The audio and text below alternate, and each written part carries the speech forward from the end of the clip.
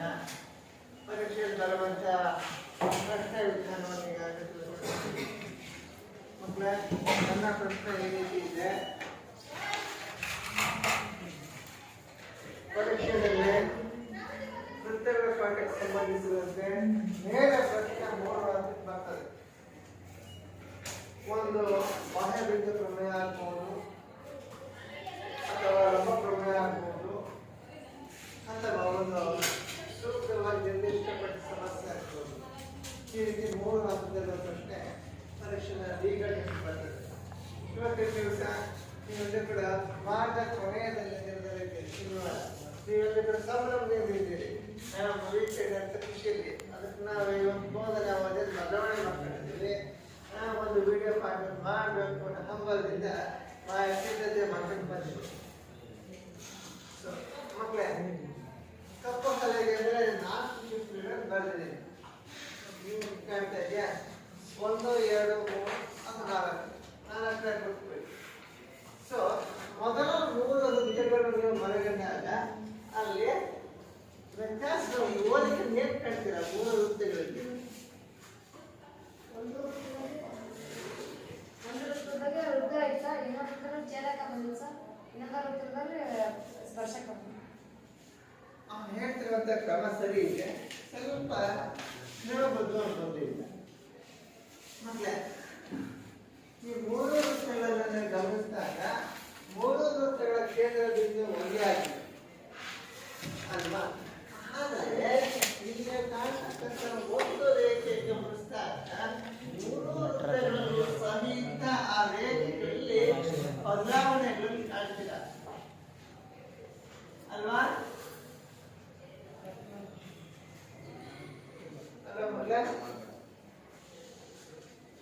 ಇದು ವೃತ್ತದಿಂದ ಆಚೆಗಿದೆ.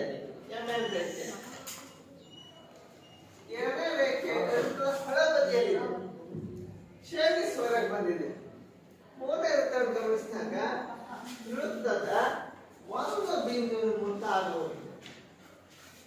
ಅದರ್ಥ ಇದು ಎಂತ ರೇಖೆ, ಇದೆಂತ ರೇಖೆ, ಅಷ್ಟಂಡ ಇದೆಂತ ರೇಖೆ, ಛೇದಕ ರೇಖೆ. ಈಗ ಅದರ ವೃತ್ತ ಇಲ್ಲಿ ಛೇದಕ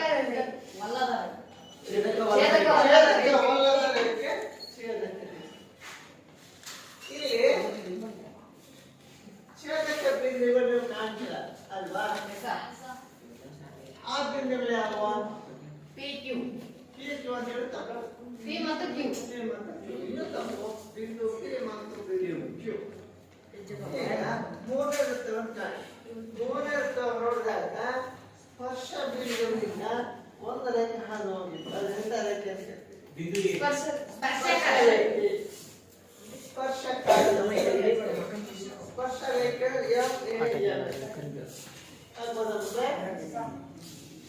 ಟೋಟಲಿ ಈ ವೃತ್ತದಲ್ಲಿ ಎಷ್ಟು ಕಾಣ್ತೀರ? ಹಾಗಾದ್ರೆ ನೀವೆಲ್ಲ ಹೇಳ್ತೀರಾ ನಿಖರವಾಗಿ ವೃತ್ತ ಅಂದ್ರೇನು? ವೃತ್ತ ಅಂದ್ರೇನು? ಸ್ಥಿರ ಬಿಂದುವಿನಿಂದ ಸ್ಥಿರ ಹಂತರದಲ್ಲಿ ಚಲಿಸುವ ಬಿಂದುವಿನ ಪಥವನ್ನು ವೃತ್ತ ಅಂತ ಕರೀತೇವೆ. ಇನ್ನು ಆ ವೃತ್ತದ ಮೂಲ ಪರಿಕಲ್ಪನೆ ಆಧರಿಸಿ ನಾನು ಈ 4ನೇ ಚಿತ್ರದಲ್ಲಿ ನನಗೆ ಬೇಕಾಗಿರ್ತಕ್ಕಂಥ ಮೂಲ ಸಂಗತಿಗಳ ಪರಿಚಯ ಜ್ಞಾನವನ್ನು ನೀವು ಪರಿಚಯ ಮಾಡಲಿಕ್ಕೆ ಇಲ್ಲಿ 4ನೇ ಚಿತ್ರವನ್ನು ಹಾಕೊಂಡಿದೆ ಅಲ್ವಾ? ಹಾಗಾದ್ರೆ ಇಲ್ಲಿ ನೋಡಿ ಮಕ್ಕಳೇ, 4ನೇ ವೃತ್ತವನ್ನು ನೀವು ಗಮನಿಸಿದಾಗ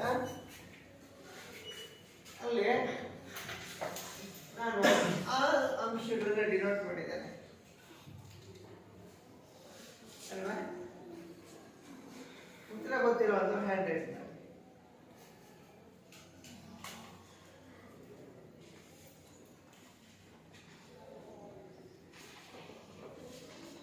ಮೊದಲನೇ ಅಂಶ ಬಸವರಾಜ, ಕೇಂದ್ರ ಬಿಂದು O.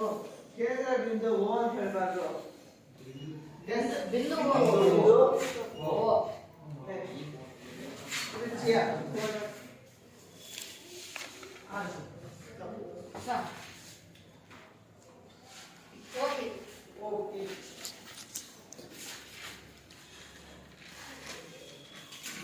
ಮತ್ತೆ ಕೇಂದ್ರ ಬಿಂದು ಅಂದ್ರೆ ಹೇಳ್ತೀರಾ ವೃತ್ತದ ಸ್ಥಿರ ಬಿಂದುವನ್ನು ನಿಶ್ಚಲ ಬಿಂದುವನ್ನು ಕೇಂದ್ರ ಅಂತ ಕರೀತಾರೆ. ಏನೆಂದರೆ ತ್ರಿಜ್ಯ ಇದೆ. ವೃತ್ತದ ಕೇಂದ್ರ ಬಿಂದು ಮತ್ತು ಪಂದ್ಯವೆಲ್ಲ ಒಂದು ಬಿಂದುವನ್ನು ಸೇರಿಸಿದಾಗ ಉಂಟಾಗುವ ರೇಖಾಖಂಡವನ್ನು ತ್ರಿಜ್ಯ ಅಂತ ಕರೀತಾರೆ. ಸಾಮಾನ್ಯವಾಗಿ ಈ ತ್ರಿಜ್ಯವನ್ನು ಆರ್ ಎಂಬ ಅಕ್ಷರದಿಂದ ಸೂಚಿಸುತ್ತೇವೆ. ವ್ಯಾಸದ ವೃತ್ತದ ವ್ಯಾಸದ ಆಕೃತಿ ತ್ರಿಜ್ಯ ಇತ್ತು. ಛೇದ ಕಡೆಗೆ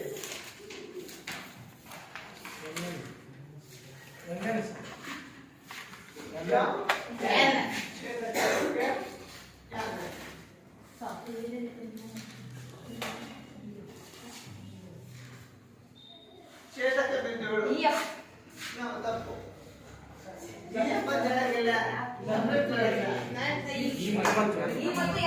ಎಮ್ ಮತ್ತು ಎಂ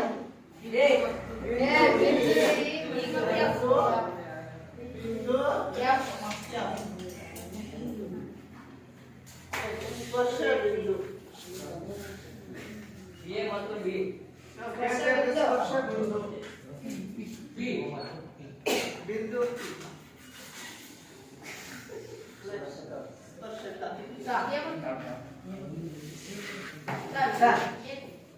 ಎ ಮತ್ತು ಬಿ ಅಲ್ಲ A B B A B A B A B A B ಸ್ಪರ್ಶಕ ಅಥವಾ ಎಬಿ ಸ್ಪರ್ಶಕ ಹೇಗೆ ಸ್ಪರ್ಶ ಬಿಂದು ಸೇರಿಸ್ಕೊಂಡ ಎಬಿ ಬೇರೆ ಅಥವಾ ಎಬಿ ಅಂತ ಹೇಳಿದ್ರೆ ಸಣ್ಣ ಸ್ಪರ್ಶಕ ಅಂದ್ರೆ ಏನು? ವೃತ್ತದ ಮೇಲೆ ವೃತ್ತದ ಪರಿಧಿಯ ಮೇಲಿನ ಒಂದು ಬಿಂದುವಿನ ಅಥವಾ ಸ್ಪರ್ಶ ಬಿಂದುವಿನ ಆದ ಹೋಗುವ ರೇಖೆಗೆ ಸ್ಪರ್ಶಕ. ಆಗ್ಬೋದಾ ಮಕ್ಕಳೇ? Yes, sir. ಸೊ ಈ ಸಂಗತಿಗಳು ಆಧರಿಸಿ ನಾವು ಪ್ರಮೇಯವನ್ನು ಸಾಧನೆ ಮಾಡೋಣ. ಆ ಪ್ರಮೇಯವೇ ಬಾಹ್ಯ ಬಿಂದು ಪ್ರಮೇಯ. ಪರೀಕ್ಷೆಯಲ್ಲಿ ಸಹಜವಾಗಿ 3 ಹಂತದಲ್ಲಿ ಬಾಹ್ಯ ಬಿಂದು ಪ್ರಮೇಯವನ್ನು ನಿರೂಪಿಸಿ ಮತ್ತು ಸಾಧಿಸಿ. ಹಾಗಿದ್ದಾಗ ಬಾಹ್ಯ ಬಿಂದು ಪ್ರಮೇಯ ಹೇಳುತ್ತೆ ತ್ರಿಭುಜದ ಒಂದು ಭಾವಕ್ಕೆ ತ್ರಿಭುಜ ಅಂತ ಹೇಳ್ತೀಯಲ್ಲ, ವೃತ್ತದ ಮೇಲಿನ ಒಂದು ಬಿಂದುವಿನಲ್ಲಿ ಬಾಹ್ಯ ಬಿಂದುವಿನಿಂದ ವೃತ್ತಕ್ಕೆ ಸ್ಪರ್ಶಗಳು ಸಮಾನವಾಗಿದ್ದು ಸಾಧಿಸಿ. ಸೊ ಅದೇ ತರ ಈ ಪ್ರಮೇಯಕ್ಕೆ ಹೋಗುವ ಮುನ್ನ ಮತ್ತೊಂದಿಷ್ಟು ಸೂಕ್ಷ್ಮ ಸಂಗತಿಗಳು ಅವಲೋಕಿಸಿ ಪ್ರಮೇಯವನ್ನ ಸಾಧನೆ ಮಾಡಲಿಕ್ಕೆ ಪ್ರಯತ್ನ ಮಾಡೋಣ. 11 ಎಂಟು ಸರ್.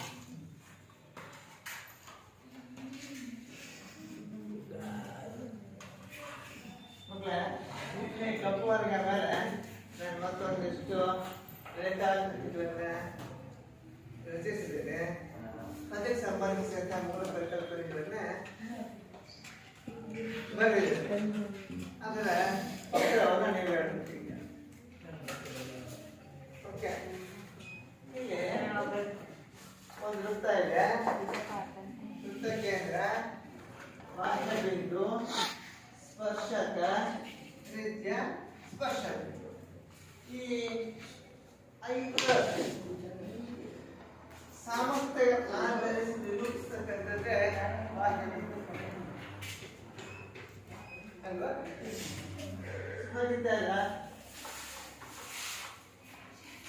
ಈ ಚಿತ್ರ ಆಧರಿಸಿ ನೀವೇ ಉತ್ತರ ಬರೆಯಬೇಕು. ಬಾಹ್ಯ ಬಿಂದು ಯಾವುದು? ಉತ್ತರವನ್ನು ಅಭ್ಯಾಸ ಮಾಡಿ. ಬಾಹ್ಯ ಬಿಂದು ಕೇಂದ್ರ ಬಿಂದು, ಕೇಂದ್ರ ಬಿಂದು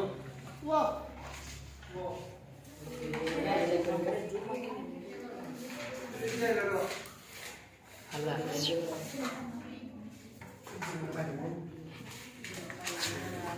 ಎಷ್ಟು ತ್ರಿಜ್ಯಗಳಿದೆ? ಕ್ಯೂ ಮತ್ತು ಓಕೆ ಮತ್ತು ಒಂದು ಎಷ್ಟು ತ್ರಿಜ್ಯಗಳು ಹೇಳ್ಬೋದು? ಹಲವಾರು ತ್ರಿಜ್ಯಗಳು ಹೇಳ್ಬೋದು. ಅಪರಿಮಿತ ತ್ರಿಜ್ಯಗಳು ಅಂತ ಹೇಳ್ತೇವೆ ಅಲ್ವಾ? ಸ್ಪರ್ಶ ಬಿಂದು ಸೊ ಓಕೆ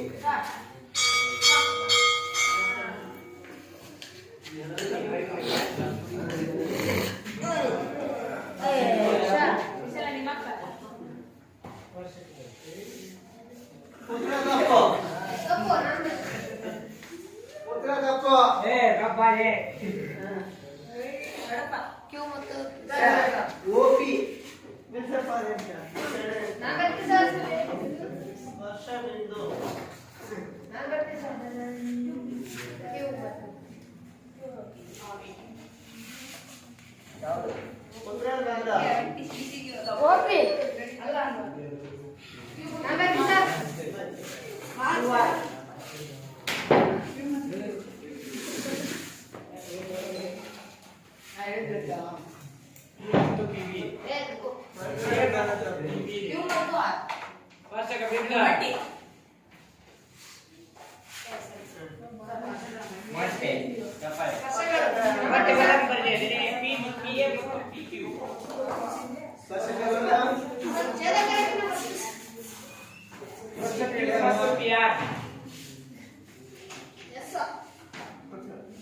ಇದನ್ನ ಸೈದ್ಧಾಂತಿಕ ಈಗ ಆಕೃತಿ ಹೇಳಿದೆ ಅಲ್ವಾ ಸಮಾಧವ ಅಸಮಾಧವ ಒಂದು ವೃತ್ತಕ್ಕೆ ಒಂದು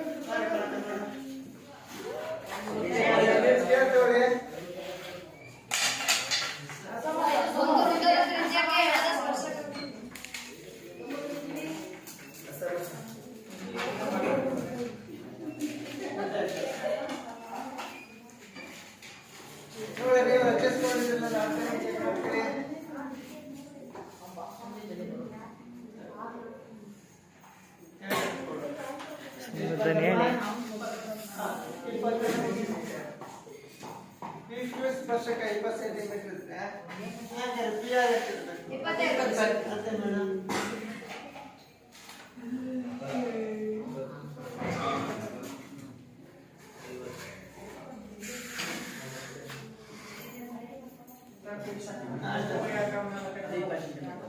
ಅಂದ್ರೆ ಭಾಷೆ ಬಿಂದುಗಳಿಂದ ಹೇಳಿದ ಸ್ಪರ್ಶಕಗಳು ಸಮಾನವಾಗಿರ್ತದೆ. ಹಾಗಾದ್ರೆ ಸ್ಪರ್ಶವೇ ತ್ರಿಜ್ಯ ಬಿಂದು ಮತ್ತು ಸ್ಪರ್ಶಕ. ಹಾಗಾದ್ರೆ ಇದರ ಈ ಕೋನ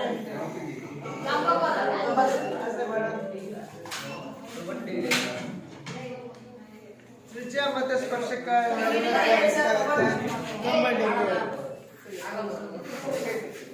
ಕೆಳಗೆ ನೋಡು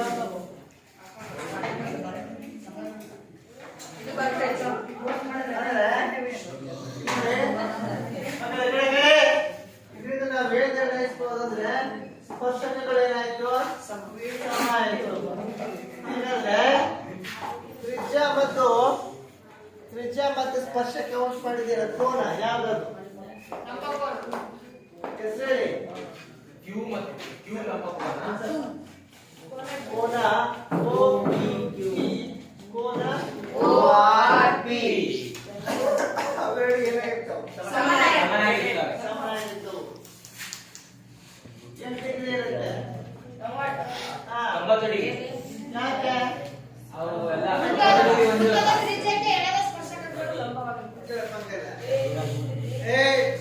ಒಂದೇ ವೃತ್ತದಲ್ಲಿ ವೃತ್ತಕ್ಕೆ ತ್ರಿಜ್ಯವು ಸ್ಪರ್ಶಕಕ್ಕೆ ಲಂಬವಾಗಿರುತ್ತದೆ. ಸ್ಪರ್ಶ ಬಿಂದುವಿನಲ್ಲಿ ಹೇಳಿದ ತ್ರಿಜ್ಯವು ಸ್ಪರ್ಶಕಕ್ಕೆ ಲಂಬವಾಗಿರುತ್ತದೆ. ಈಗ ನೋಡಿ ಈ ಕೋನ ಎಷ್ಟಿದೆ ನೋಡಿ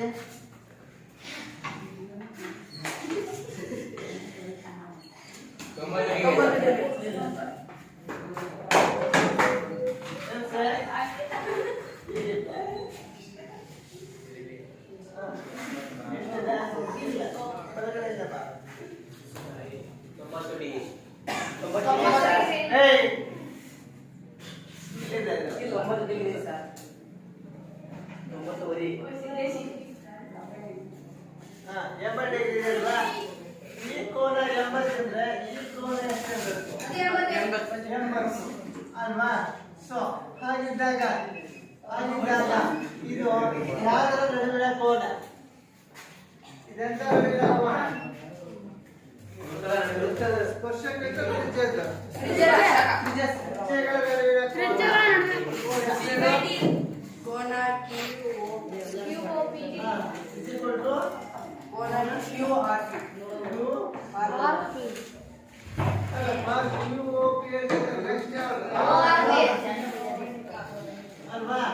ಸರ್. ಇಲ್ಲಿದೆ ಇದು 80 ಡಿಗ್ರಿ. ಚಂದ್ರ ಕೋನ ಇದು ಚಂದ್ರ ನಡುವಿನ ಕೋನ. ಹಾಗಾದ್ರೆ ನೆಕ್ಸ್ಟ್ ಉಳಿದ ಯಾವುದು? ಸ್ಪರ್ಶಕಗಳ ನಡುವಿನ ಕೋನ. ಸ್ಪರ್ಶಕ ನಡುವಿನ ಕೋನ ಗುರ್ತು ಮಾಡಿ.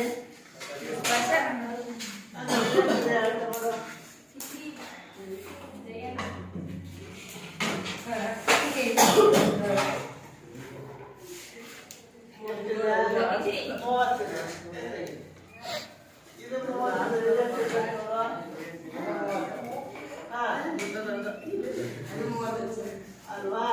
ಇದು 30 ಇದ್ರೆ ಇದು 30. ಹಾಗಾದ್ರೆ ಸ್ಪರ್ಶಕ ನಡುವಿನ ಕೋನ ಹೇಳ. ಜಾಸ್ತಿ ಬೆಳಗ್ಗೆ ಸ್ಪರ್ಶಕ ನಡುವಿನ ಕೋನ ಯಾವುದು? ಕೋನ ಕೋನ ಓ ಆರ್ ಅಲ್ವಾ? ಇವೆಂತ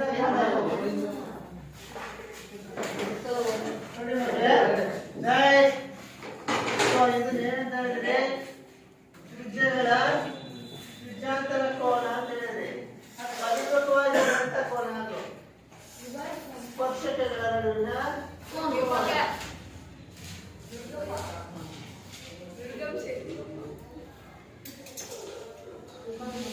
ಅಲ್ವಾ? ಅಲ್ವಾ ಮಕ್ಕಳೇ? ಇದನ್ನ ಈ 3 ಸಂಗತಿಗಳನ್ನ ಆಧರಿಸಿ ನಾವೇನ್ ಮಾಡಬೇಕು? ಪ್ರಮೇಯವನ್ನ ಸಾಧಿಸಬೇಕು.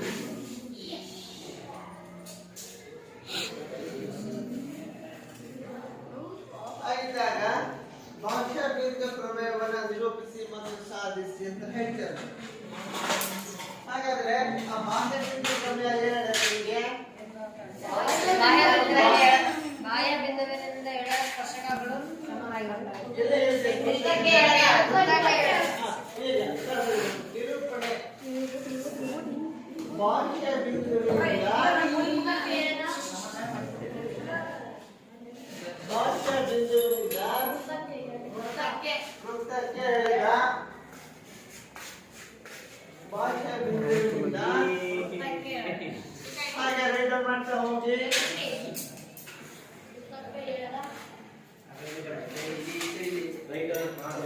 ಭಾಷಾ ಬಿಂದುವಿನಿಂದ ವೃತ್ತಕ್ಕೆ ಹೇಳಿದ ಸ್ಪರ್ಶಕಗಳು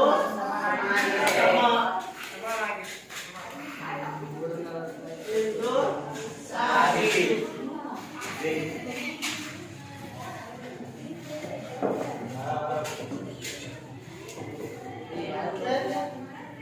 ಹೇಳ್ತಾ ಬರ್ತೀರಾ?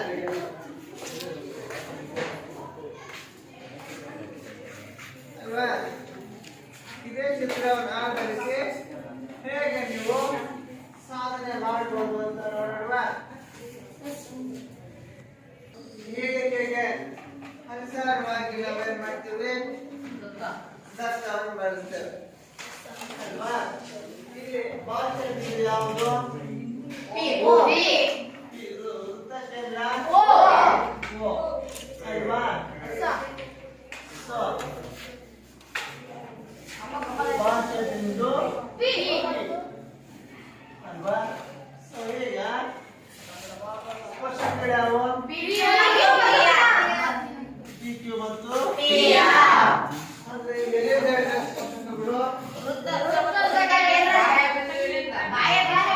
ಅಲ್ವಾ? ಭಾಷೆ ಬಿಂದುವಿನಿಂದ ವೃತ್ತಕ್ಕೆ ಎಳೆದ ಸ್ಪರ್ಶಕಗಳು. ವೃತ್ತಕ್ಕೆ ಸ್ಪರ್ಶಕಗಳು ಯಾವ? ಸ್ಪರ್ಶಕಗಳು PQ ಮತ್ತು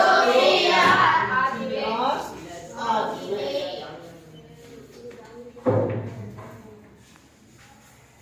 ನೀವು ಸಾಧನೆ ಏನ್ ಮಾಡ್ಬೇಕು ಅಂದ್ರೆ ಸ್ಪರ್ಶಕಗಳು ಸಮಾಂತರ ಇರ್ತವೆ ಅಲ್ವಾ? ಒಂದು ನಿಮಿಷ ರಚನೆ ಮಧ್ಯ ಇಲ್ಲಿ ಏನ್ ಮಾಡ್ತಾರೆ? ಸ್ಪರ್ಶಕಗಳು ಹೇಳಿದ್ಮೇಲೆ ತ್ರಿಜ್ಯಗಳು ಹೇಳಿದ್ರೆ ತಾನೆ ಯಾವ ತ್ರಿಜ್ಯಗಳು? OP ತ್ರಿಜ್ಯ ಅಲ್ಲ, ಹೇಳಿ OP OQ OR ಗಳನ್ನು ಸೇರಿಸಿದೆ. ಜೋಡಿ ಈಗ ನೀವೇನ್ ಮಾಡ್ಬೇಕು, ಸಾಧನೆ ಬರ್ತೀರಾ ಅಲ್ವಾ? ಸಾಧನೆಗೆ ಬಂದಾಗ ಏನ್ ಹೇಳ್ತೀರಾ? ಸ್ಪರ್ಶಕಗಳು ಯಾವು? PQ is equal to PR ಅಲ್ವಾ?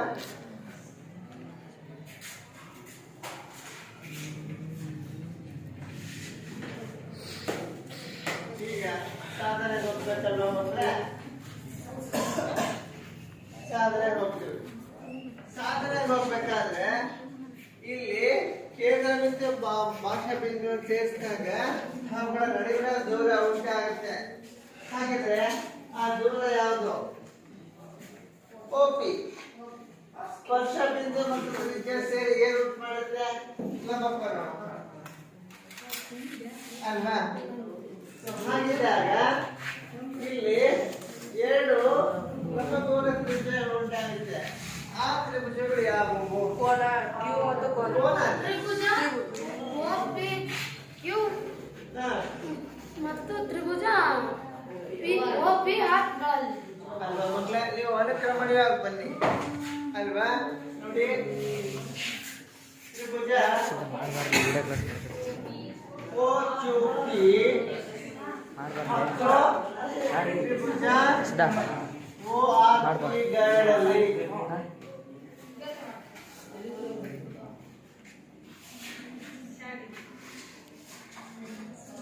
ಇಲ್ಲಿ ಈ ಎರಡು ತ್ರಿಭುಜಗಳನ್ನು ಹೋಲಿಕೆ ಮಾಡಿದಾಗ ಎರಡು ತ್ರಿಭುಜಗಳ ವೃತ್ತದ ಮೇಲ್ಮೈ ಮೇಲೆ ಎರಡು ಸ್ಪರ್ಶಕಗಳ ಬಿಂದುಗಳಿವೆ. ಮೇಲೊಂದು ಕೆಳಗೊಂದು. ಆ ಸ್ಪರ್ಶ ಬಿಂದುಗಳು ಯಾವುವು? ನಾಲ್ಕೈದು ಸ್ಪರ್ಶ ಬಿಂದು. ಬಿಂದು Q Q ಮತ್ತು R. ಬಿಂದು Q ಮತ್ತು R. ಉತ್ತರ ಹೆಸರು ಹೇಳಬೇಕು. ಗ್ರೂಪ್ ಹೇಳಬೇಡಿ.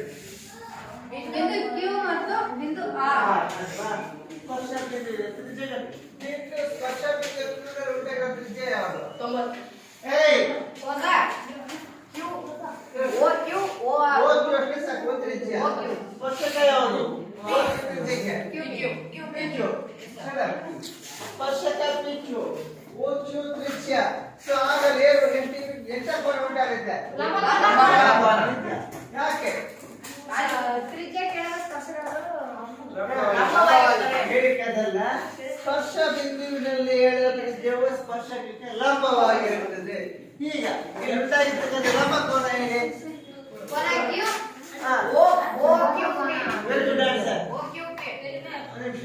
ಕೋನ OQP is equal to what? OPR ಕೋನ O Let's say. ಈಗ ಒಂದ್ಸರಿ ಮೇಲ್ಬದಿಯಲ್ಲಿ ಏನ್ ಕೆಲಸ ಮಾಡಿದ್ರೆ ಕೆಳಬದಿಯಲ್ಲಿ ಅದೇ ಕೆಲಸ ಮಾಡಿ. ಕೋನ ORP ಕೋನ OQP ಅಲ್ವಾ ಮಕ್ಕಳೇ? ಸೊ ಇದೆಂತ ಕೋನ ಉಂಟು ಮಾಡುತ್ತೆ? 90 ಡಿಗ್ರಿ ಅಲ್ವಾ? ಈಗ ಈ ಎರಡು ತ್ರಿಭುಜಕ್ಕೂ ಸಾಮಾನ್ಯ ಬಾಹು ಯಾವುದು? ತಪ್ಪು. OP Tribhuja OPQ OP OP is equal to OP ಅಂತ ಹೇಳ್ತೀವಿ. ಇನ್ನು ಇದಕ್ಕೆ ಸಾಮಾನ್ಯ ಬಾಹು ಅಂತ ಹೇಳೋದಕ್ಕಿಂತ ಮುಂಚೆ ಇನ್ನೊಂದು ವರ್ಡ್ ಹೇಳ್ತೀನಿ. ಏನು ಅಂತ? ಉಭಯ ಸಾಮಾನ್ಯ. ಇನ್ನೂ ಒಂದು ಪದ ಹೇಳ್ತೀನಿ. ವಿಕರ್ಣ. Yes, ವಿಕರ್ಣ. ಅಲ್ವಾ? That is OP is equal to OP because ಏನು? ವಿಕರ್ಣ ಸಾಮಾನ್ಯ ಬಾಹು ಉಭಯ ವಿಕರ್ಣ ಸಾಮಾನ್ಯ ಅಥವಾ ಉಭಯ ಸಾಮಾನ್ಯ ಉಭಯ ಸಾಮಾನ್ಯ ಬಾಹು. ಉಭಯ ಅಂದ್ರೆ ಎಷ್ಟು? ಎರಡು. Very good answer. ಎರಡು ತ್ರಿಜ್ಯಗಳಿಗೆ ಪಾದಕ್ಕೆ ಒಂದು. ಆಮೇಲೆ ನೆಕ್ಸ್ಟ್ ಇನ್ನೊಂದು ಪ್ರಶ್ನೆ ಬರ್ತಾರೆ ನೋಡಿ. ನನ್ನದು ಲಂಬಕೋನ ಆಯ್ತು, ವಿಕರ್ಣ ಆಯ್ತು. ನೆಕ್ಸ್ಟ್ ಅಲ್ವಾ? ಅಲ್ವಾ ಜೈನ ತ್ರಿಜ್ಯಗಳು ಯಾವ? OQ ಮತ್ತು OR. ಏಯ್ ನಿಜ ಕೋನ ಅಲ್ಲನೆ ಮಕ್ಕಳೇ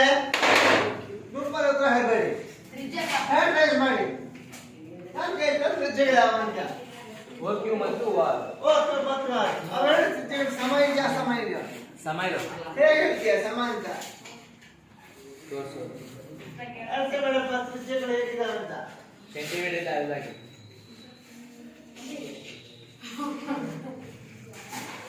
ಎಷ್ಟಿದೆ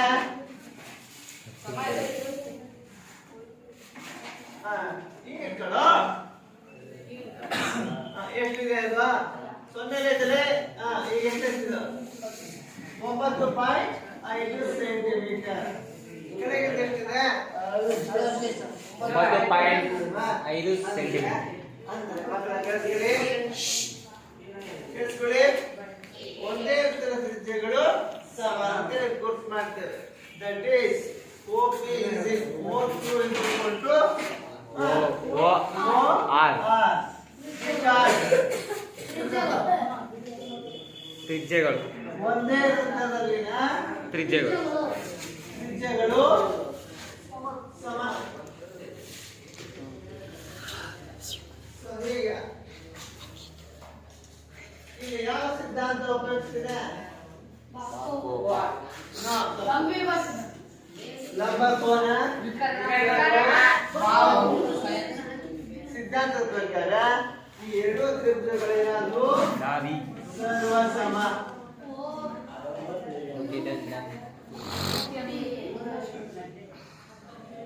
ಸರಿನಾ? Because ಲಂಬ ಕೋನ ವಿಕರ್ಣ ಬಾಹು ಸಿದ್ಧಾಂತ. ಸರಿನಾ ಮಕ್ಕಳೇ? ಅರ್ಥ ಆಗ್ತಿದ್ಯಾ? ಇನ್ನು ಎರಡು ತ್ರಿಭುಜಗಳ ಸರ್ವಸಮ ಆದ್ಮೇಲೆ ಅವುಗಳ ಅನುರೂಪ ಭಾಗಗಳು ಭಾಗಗಳು ಯಾವ್ಯಾವು? PQ ಮತ್ತು PQ ಮತ್ತು PR ಏನವು? ಸ್ಪರ್ಶಕಗಳು. ಅವೇನಾಗಿರ್ತವೆ? ಸಮನಾಗಿರ್ತವೆ ಅಂತ ಸಾಧಿಸ್ಬೇಕು ತಾನೆ?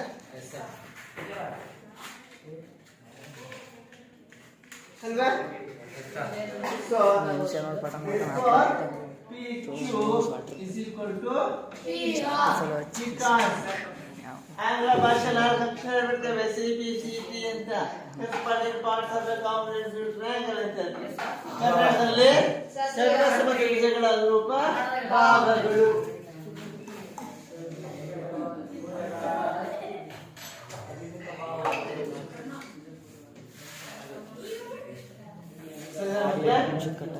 ಈ ರೀತಿ ಸಾಧನೆ ಮಾಡುವಂತ ಒಂದು ವಿಧಾನವನ್ನ ನೀವೆಲ್ಲರೂ ಕೂಡ ತಿಳ್ಕೊಳ್ಬೇಕು ಅಲ್ವಾ?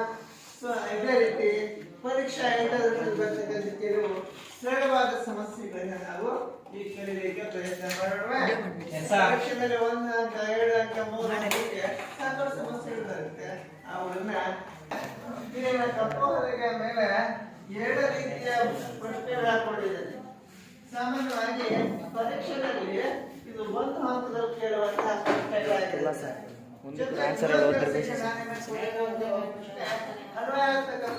ಪರೀಕ್ಷೆಯಲ್ಲಿ ಕಡ್ಡಾಯವಾಗಿ 3 ಮಾರ್ಕ್ಸ್ ಬರುತ್ತೆ. ಸೊ ಹಾಗಿದ್ದಾಗ ಇಲ್ಲಿ ಚಿತ್ರದಲ್ಲಿ x ನ ಬೆಲೆಯನ್ನು ಕಂಡುಹಿಡಿಯಿರಿ ಅಂತ ಹೇಳ್ತಿದ್ದೇನೆ. ಕೇಳ್ತಿದ್ದೆ ಮಕ್ಕಳೇ? ಇದು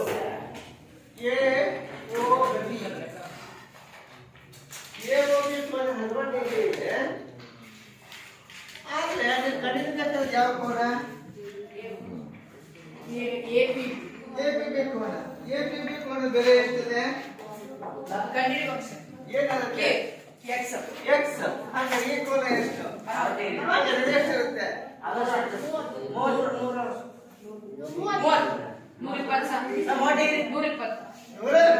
ಸರಿ ಉತ್ತರ ಯಾಕೆ? ತ್ರಿಜ್ಯಗಳ ನಡುವಿನ ಕೋನ ಸ್ಪರ್ಶಕಗಳ ನಡುವಿನ ಕೋನಗಳ ಮೊತ್ತ 120ಗೆ ಸಮನಾಗಿರುತ್ತೆ. Overall in other sense AOBP ಅನ್ನೋದು ಚಕ್ರೀಯ ಚತುರ್ಭುಜ ಆದಾಗ ಚಕ್ರೀಯ ಚತುರ್ಭುಜದ ಅಭಿಮುಖ ಕೋನಗಳ ಮೊತ್ತ 120ಗೆ ಸಮ ಆಗುತ್ತೆ. ಹಾಗಾದ್ರೆ ತ್ರಿಜ್ಯಾತ್ಮಕ ಕೋನ ಯಾವುದು? ಕೋನ AOB. ಸ್ಪರ್ಶಕಗಳ ನಡುವಿನ ಕೋನ ಯಾವುದು? A ಪಿ ಕೋನ ಎ ಪಿ ಇವೆರಡರ ಮೊತ್ತ ತ್ರಿಜ್ಯಗಳ ಕೋನ 60 ಡಿಗ್ರಿ. ಎಬಿಪಿ ಕೋನ ಏನಂತ ಗುರುತಿಸಿದ್ವಿ? x. ಈಗ ಪಕ್ಷಾಂತರ ಮಾಡಿದ್ರೆ ಏನಾಯ್ತು? 180 ಮೈನಸ್ 60 120. ಮಕ್ಕಳ ಪರೀಕ್ಷೆಯಲ್ಲಿ ಒಂದು ಹಂತದಲ್ಲಿ ಪ್ರಶ್ನೆಗಳನ್ನು ಹೀಗೆ ಕೇಳಿದಾಗ ನೇರ ಉತ್ತರಕ್ಕೆ ನೇರ ಪೂರ್ಣ ಅಂತ ಇದೆ. ತಿಳಿತಾ? ನೆಕ್ಸ್ಟ್ ಎರಡು ಪ್ರಶ್ನೆ ನೋಡಿ. ಚಿತ್ರದಲ್ಲಿ ವೈನ ಬೆಲೆ ಅಲ್ವಾ? ಇದನ್ನ ಗಮನಿಸಿದಾಗ ಇಲ್ಲಿ ಯಾವ ಕೋನ ಇರಬೇಕು? ವೈ ಎಂತ ಕೋನ ಇದೆ? ತ್ರಿಜ್ಯ ಕೋನ ಕೊಟ್ಟಿರೋದೇನ? ಸ್ಪರ್ಶಕ ಕೋನ ಇವೆರಡು ಮೊತ್ತ ಎಷ್ಟಕ್ಕೆ ಸಮ ಆಗುತ್ತೆ? 180 ಗೆ ಸಮ. ಹಾಗಾದ್ರೆ ಹೆಸರು ಇದನ್ನ MON ಏಯ್ ಕೋನ MON ಹಾ ಕೋನ ಹಾ MPN is equal to 180. MON ಕಂಡುಹಿಡಿಯಿರಿ. MPN 100 ಸೊ ಪಕ್ಷಾಂತರ ಮಾಡಿ 180 ಮೈನಸ್ ಹಾ 100 80 80. ಈಗ ಯಾವ ಕೋನ y = 80. ಎಂತ ಕೋನ ಇದು? ತ್ರಿಜ್ಯಾಂತರ ಕೋನ. ಅಲ್ವಾ ಮಕ್ಕಳ? ಸೊ ಇವತ್ತಿನ ದಿನ ಮುಂದಿನ ತರಗತಿಗೆ ಪೂರಕ ಹೋಗುವ ಕಲಿಕಾ ಸಾಮಗ್ರಿಗಳನ್ನು ಬೆಳೆಸಲಿಕ್ಕೆ ನಾವು ಪ್ರಯತ್ನ ಮಾಡ್ತೇವೆ. ಇನ್ನು ಹಲವಾರು ಸಮಸ್ಯೆಗಳ ಅಭ್ಯಾಸ ಬಿಡಿಸಲಿಕ್ಕೆ ಅವಕಾಶ ಇದೆ. ಮುಂದಿನ ತರಗತಿಗೆ ತೆರಳುವ ಮುನ್ನ ಗೃಹಕರ್ಷಕ ಪುಸ್ತಕ ಕೊಟ್ಟಿದ್ದೀವಿ. ಚಿತ್ರದ ಸಹಾಯದಿಂದ ಅವರ ವಾಯ್ಸ್ ಹ್ಯಾಂಗಲ್ ಒಪ್ಪಿಸಿದ್ದು ಸಾಧಿಸಿ. ಈ ಪ್ರಶ್ನೆ ಹೋಗೋದ್ರ ಮಕ್ಕಳೇ